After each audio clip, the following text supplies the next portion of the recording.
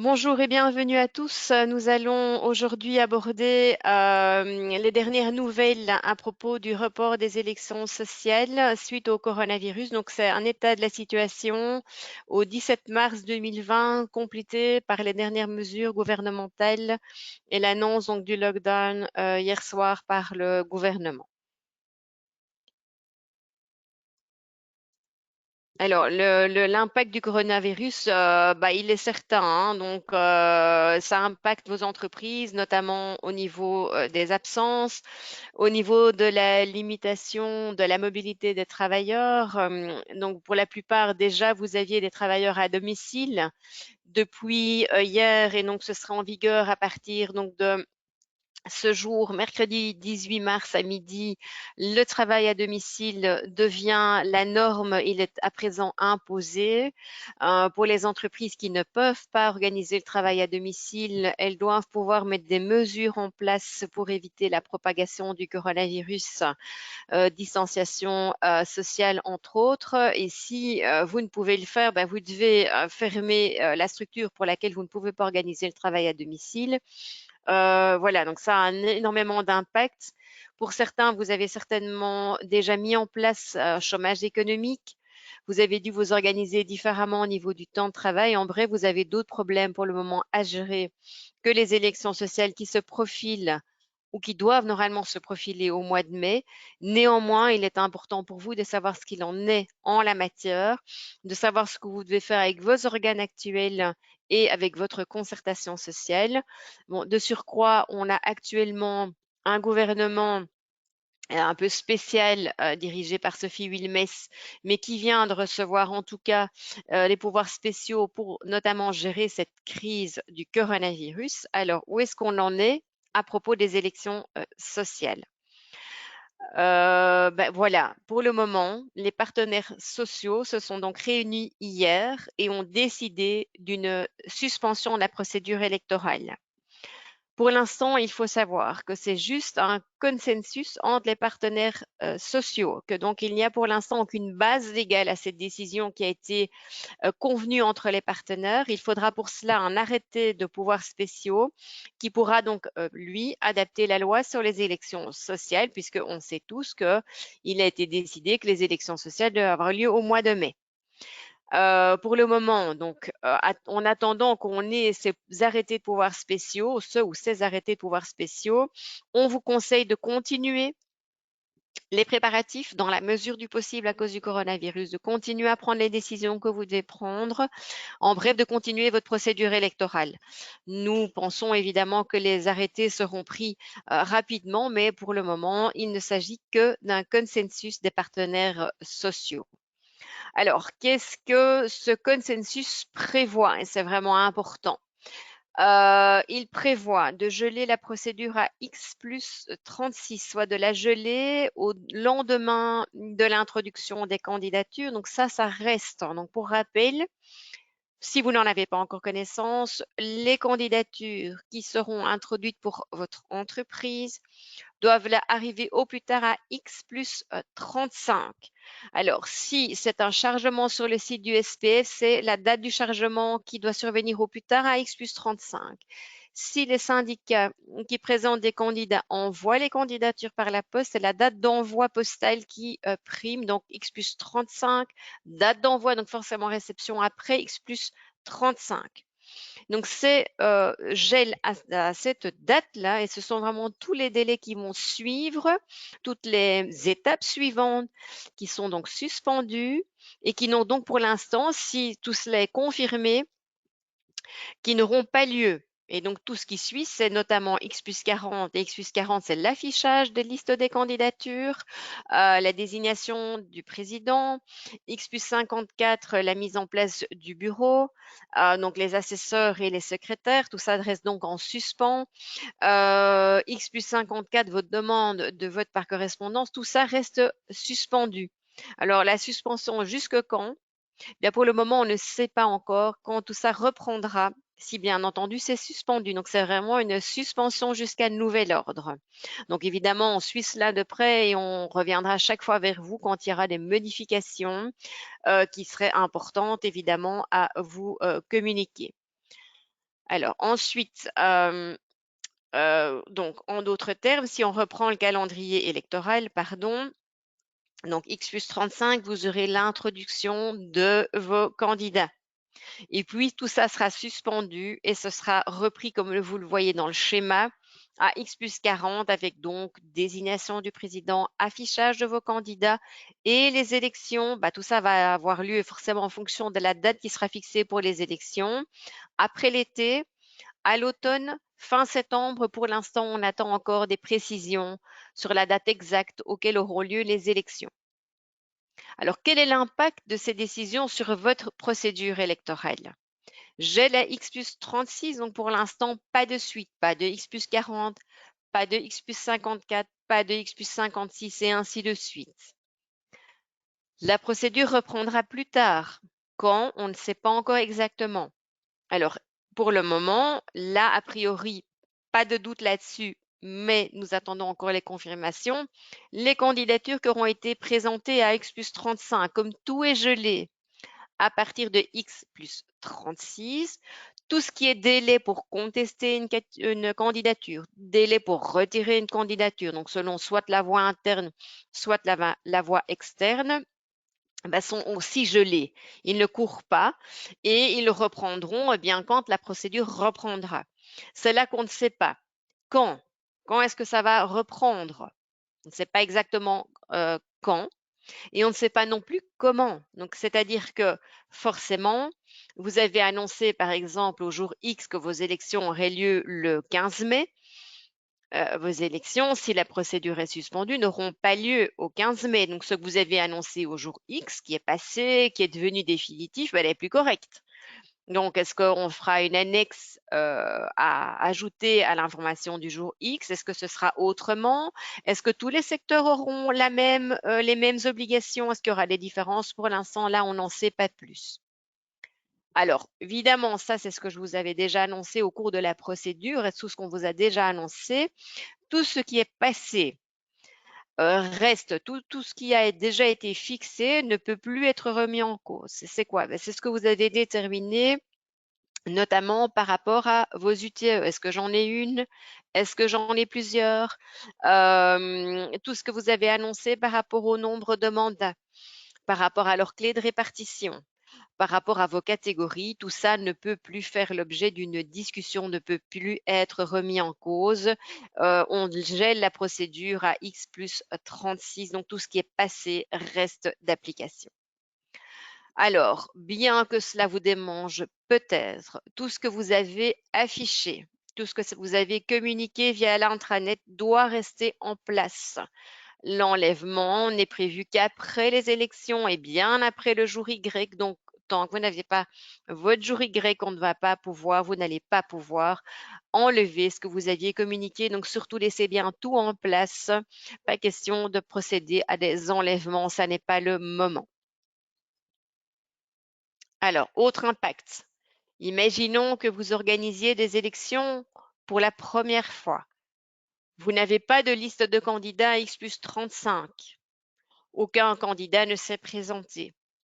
En tant qu'employeur, vous pouvez alors arrêter votre procédure électorale. Vous remplissez en cela le procès-verbal prévu à cet effet et vous le chargez sur le site du SPF, Emploi, Travail et Concertation sociale, comme vous avez chargé les autres informations au cours de la procédure électorale. Pour tous les autres, si vous avez une interruption partielle de votre procédure parce qu'il n'y a pas de candidature pour une catégorie en particulier, par exemple, ou bien parce que pour une catégorie en particulier, quelle que soit la catégorie, il y a une élection automatique des candidats parce qu'il y a un nombre de candidats qui est inférieur ou égal au nombre de mandats effectifs à pourvoir pour cette catégorie. Dans ce cas-là, c'est le bureau de vote qui doit constater l'arrêt. Comme le bureau de vote ne peut pour l'instant pas être constitué puisque la procédure est gelée à X plus 36, eh bien, vous ne pouvez pas avancer. Vous devez aussi là geler les opérations et vous ne pouvez pour l'instant rien constater. Vous ferez le constat de l'arrêt partiel au moment où la procédure reprendra selon les règles habituelles. Alors, l'impact au niveau de la protection contre le licenciement. Alors, pour les candidatures qui vous seront présentées à X plus 35, ben, vous savez que la protection a commencé depuis X-30. Ça ne change pas. Donc, soyez prudent par rapport aux décisions que vous devez prendre actuellement.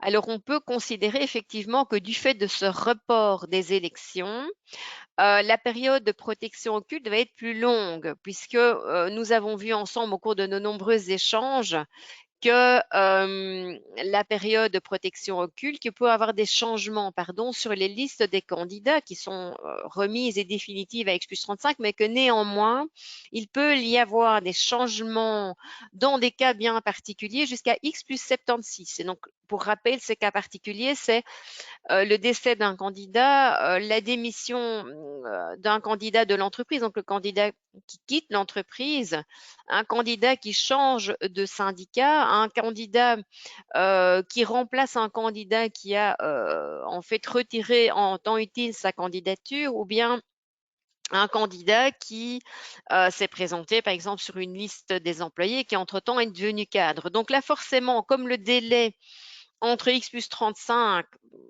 puisque ça, on va dans les délais que vous connaissez maintenant, et le nouveau délai qu'on aura pour, la nouvelle date qu'on aura pour X plus 76, comme la période est beaucoup plus longue, vous pourrez avoir des changements, plus facilement des changements, et donc avoir une surprise et avoir des personnes que vous ne connaissiez pas qui finalement viennent remplacer d'autres jusqu'à votre nouvelle date de X plus 76. Donc là, évidemment, ça prolonge d'une manière quand même certaine cette période de protection occulte.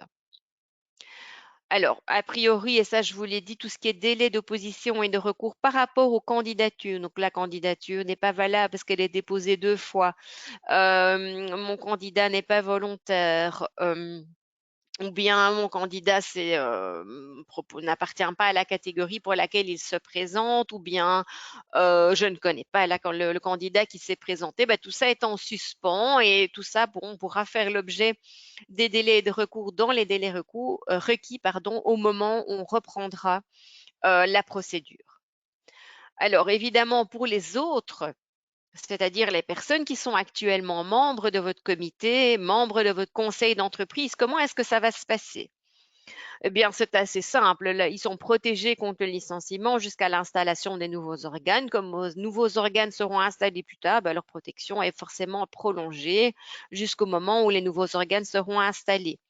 Si vous ne devez plus organiser des élections parce que vous n'atteignez plus le seuil des 50 travailleurs, la loi prévoit que la protection contre le licenciement des personnes qui étaient membres de votre comité, à condition qu'ils ne bénéficient pas d'une autre protection parce qu'ils ne sont pas délégués syndicaux, par exemple, prend fin 6 mois après la période électorale. Donc, la période électorale, en fait, après la législature, puisqu'on sait que c'est de 4 ans que les élections ont lieu, et donc, a priori, ici, ça devait durer jusqu'en novembre 2020. Mais ça, c'était lié avec les élections au mois de mai 2020. Alors ici, a priori, on pense, et c'est assez logique, que cette fameuse période électorale va être également décalée, et donc forcément la protection va être reportée dans le temps liée à cette nouvelle date d'élection. Mais voilà, ça fait encore partie d'une des questions qui forcément n'a pas encore été traitée suite au consensus entre les partenaires sociaux. Alors, un impact également par rapport au coronavirus tout simplement, et à ce report. Il n'est nulle part prévu que vos organes de concertation ne peuvent plus fonctionner. Donc, c'est continu d'exister. Ils doivent continuer à se réunir, ils doivent continuer à fonctionner. Quelles réunions doivent par exemple encore avoir lieu? Et ça pourrait être important, les réunions d'information économique et financière périodiques du conseil d'entreprise, qui doivent avoir en principe lieu avant l'assemblée générale, parce que l'assemblée générale va encore se tenir. Elle doit se tenir encore cette réunion, ou ces réunions doivent encore se tenir. De même que il pourrait être important de devoir réunir le comité de prévention et de protection pour justement prendre des mesures de prévention, notamment par rapport justement à toute cette problématique de coronavirus, sur qu'est-ce que je peux faire pour adapter mon lieu de travail, par exemple, pour certains postes pour lesquels le travail à domicile n'est pas possible. Qu'est-ce que la loi prévoit? Alors évidemment, ici en la matière, et vous l'aurez compris comme moi, la loi ne prévoit rien puisqu'il ne s'agit pas d'une loi qui est récente et que donc à ce moment, au moment où la loi sur les élections sociales, la loi sur le fonctionnement du conseil d'entreprise et la loi sur le fonctionnement du comité ont été prises, toutes les alternatives autres que les réunions de présence physique, c'était pas vraiment à l'ordre du jour. Donc, en principe, les réunions doivent continuer d'avoir lieu et ce, au sein de l'entreprise, au siège de l'entreprise, siège social ou un autre endroit si c'est convenu comme cela. Les alternatives comme email, des Skype meetings ou autres types de meetings digitales, si vous voulez, ne sont évidemment pas prévus dans la loi. Alors actuellement, bien sûr, et à cause du coronavirus, vous devez faire autrement. Le gouvernement a demandé à ce que tout ce qui est meeting, hein, tout ce qui est présence physique soit évité, que les déplacements soient évités tant que faire se peut. Donc ici, les circonstances imposent que vous agissiez différemment. Donc il faut prévoir des accords avec les membres de votre conseil, avec les membres de votre comité pour prévoir des alternatives, pour que les réunions puissent encore avoir lieu, pour que tout cela puisse encore fonctionner, mais plus avec présence physique, à moins que vous ne puissiez organiser le cas échéant. Si vraiment les circonstances l'imposent, une distanciation sociale suffisante. Mais pour éviter la propagation du coronavirus, on demande vraiment à ce que les déplacements soient limités. Donc, dans ce cas-ci, privilégier les Skype meetings pour organiser les réunions du conseil d'entreprise et du comité. Et évidemment, voilà la petite phrase, on n'abat pas un avion à cause d'une erreur de navigation. Il est clair qu'en ces temps un peu chahutés et bousculés, vous ne manquerez pas d'obtenir un accord avec vos organes pour pouvoir fonctionner autrement que vous le faisiez habituellement. Alors, il reste, et vous l'aurez compris comme moi, pas mal de questions encore ouvertes. Euh, Ça va durer combien de temps, cette suspension? Quand, en fait, finalement, allez-vous pouvoir organiser ces élections sociales? Probablement après l'été, probablement à la fin de l'été. En septembre, les 15 derniers jours de septembre, ça reste encore à confirmer, mais on voit en fait pour l'instant que pas mal de décisions sont prises en ce sens-là au niveau d'événements sportifs notamment. Donc, vraisemblablement, on devrait suivre ce calendrier-là. Pour autant que ça tienne la route, parce qu'il faut voir évidemment par rapport à une telle décision, il faudra forcément redémarrer la procédure à X plus 40. Donc, si on le fait trop tôt après l'été, on va peut-être se trouver avec des moments, avec des actions à entreprendre qui vont tomber à une période peu propice. Et si vous deviez faire X plus 40, X plus 54, etc. au mois d'août, est-ce que c'est réellement important? Donc, à mon avis, tout ça va encore être discuter et nous pourrons revenir vers vous évidemment quand nous en saurons plus sur quand est-ce qu'on aura fixé la date Y qui va donc marquer quand est-ce que vous pourrez redémarrer votre procédure électorale. Alors, jeune travailleur, bien c'est bien, jeune travailleur, c'est avoir moins de 25 ans au jour des élections qui était fixé au départ à Y au mois de mai. Si les élections ont lieu au mois de septembre ou si elles ont lieu au mois d'octobre, qu'est-ce qu'on fait avec les travailleurs qu'on a déterminés comme étant jeunes travailleurs? On reste avec le groupe déterminé comme au départ ou est-ce qu'il faut adapter ce groupe avec les nouvelles personnes qui ne manqueront pas de venir le gonfler si la date des élections a lieu en janvier, en septembre ou en octobre? Donc ça, c'est important aussi. Qu'est-ce qu'on fait avec cette question-là? Bien sûr, tout ça va devoir être discuté. Ensuite, les listes électorales, forcément, que vous aviez établies, notamment celle des jeunes travailleurs, elle est peut-être plus exacte. Est-ce qu'une mise à jour est nécessaire? Alors, forcément, plus longtemps on reporte, ou plus il risque d'avoir des changements de catégorie, des personnes qui étaient là, qui ne sont plus là, des personnes qui n'étaient pas là, mais qui sont entre-temps rentrées en service et qui auront 3 mois d'ancienneté à votre nouveau jury grec.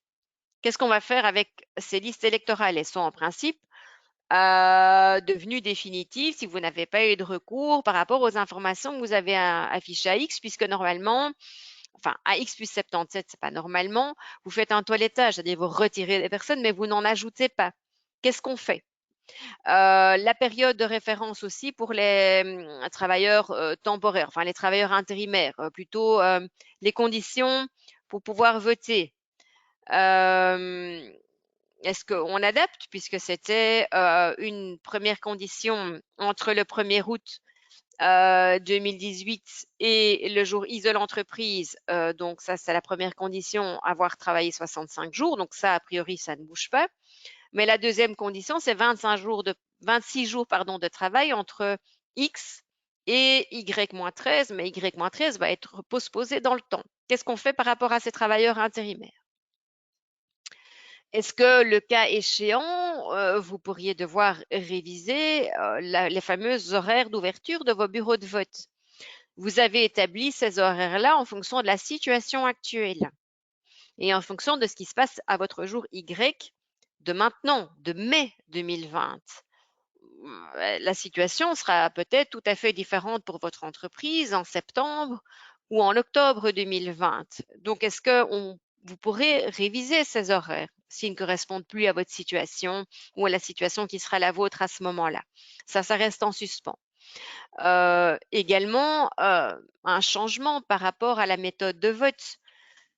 Vous n'aviez pas prévu le vote par correspondance. Peut-être que vous souhaitez prévoir le vote par correspondance. Là, de cela, si vous ne l'avez pas prévu, c'est plutôt la révision de l'horaire. Est-ce que vous pourriez aménager l'horaire? Vous aviez prévu de faire le vote de façon électronique. Vous aviez obtenu pour cela les accords de vos organes au jour X. Vous vous rendez compte qu'avec l'évolution de la situation, ce n'est plus approprié. Ou l'inverse, vous n'aviez pas prévu ce vote électronique, mais les circonstances font que maintenant vos organes seraient d'accord pour le mettre en place. Qu'est-ce qu'on fait? Est-ce que ça aussi, on va en fait revenir en arrière finalement sur des choses, des étapes qui sont en principe devenues figées et devenues définitives? Donc ça, c'est important. Les jeunes travailleurs, les listes électorales, les horaires de vos élections, éventuellement la révision de la méthode de vote, oui, ce sont des éléments qui pourraient effectivement être discutés et qui pourraient venir chambouler ce que vous aviez déjà fixé pour vos élections sociales. Alors, évidemment, nous suivons la situation de très près et nous vous informerons dès que possible, dès le moment où nous aurons des nouvelles. On vous tiendra au courant pour pouvoir suivre et vous aider pas à pas par rapport à cette période chamboulée de coronavirus et l'impact de ce coronavirus sur l'organisation de vos élections. Voilà, j'en arrive déjà à la fin de ce webinaire qui avait vraiment pour but de vous informer. Je vous joins ici donc les coordonnées utiles auprès desquelles des personnes, auprès desquelles pardon, vous pouvez vous adresser chez SDWorks. N'hésitez pas à nous contacter si vous avez des questions et je vous remercie vraiment pour votre attention et vous dis bon courage et à bientôt. Au revoir.